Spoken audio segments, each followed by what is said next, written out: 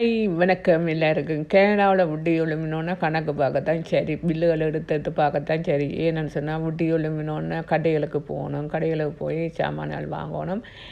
அங்கே வந்து அங்கே வந்து டொனாஸ் எல்லாம் நல்ல சீப்பாக எடுக்கலாம். ஏனெண்டா ஒரு பாக்ஸ் 15 பீஸ் இதுக்கு முழுக்க வந்து நல்ல சும்மா சூப்பராக இருக்கும். பாருங்க இப்படி இருக்குதுன்னு சொல்லி நல்லா தேன் கணக்கு இருக்குது அதை பார்க்குறதுக்கு.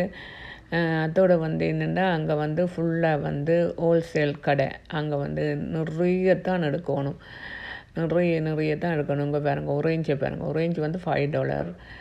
என்னென்னா எல்லாமே சரியான விலை தான். இது வந்து ப்ரௌனி வந்து செம்ம டேஸ்ட்டாக இருக்கும். இது ஒரு பிஸ்கட் கணக்கு, கேக் கணக்கும் இருக்கும், முள்ளுக்கு நல்ல சாஃப்டாக இருக்கும். எங்களை விட்டு மானுக்கு தான் நல்ல விருப்பம் இதெல்லாம். அடுத்தது வந்து என்னென்னு சொன்னால் இது பீச்சா வந்து அங்கே பீச்சாவும் நல்ல மலிவு. மற்றது கொஸ்கோவில் வந்து ஃபுல்லாக வந்து போனீங்கன்னு சொன்னால் சாப்பாடு எல்லாம் எடுத்துட்டுலாம், உச்சின்னு எல்லாம் எடுக்கலாம். எல்லாம் மலிவாக இருக்கும். அங்கே உள்ளுக்க போய் பார்த்தீங்கன்னா எல்லாமே பரவாயில்ல. வெளிக்கடையில் இருந்து கொஞ்சம் ஃபேமிலியான ஆட்கள் எடுக்கலாம். நிறைய ஃபேமிலி உள்ளவர்கள் அங்கே போய் எடுக்கலாம், ஷாப்பிங் செய்யலாம். சிக்கன் எல்லாம் இருக்குது, ஃபிஷ் எல்லாம் இருக்குது, எல்லாமே இருக்குது. அங்கே போனீங்கன்னு சொன்னால் எல்லாமே எடுக்கலாம்.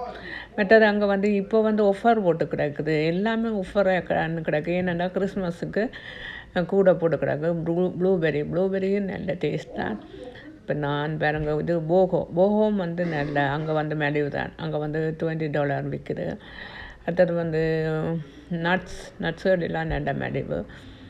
ஓகே, பாய்.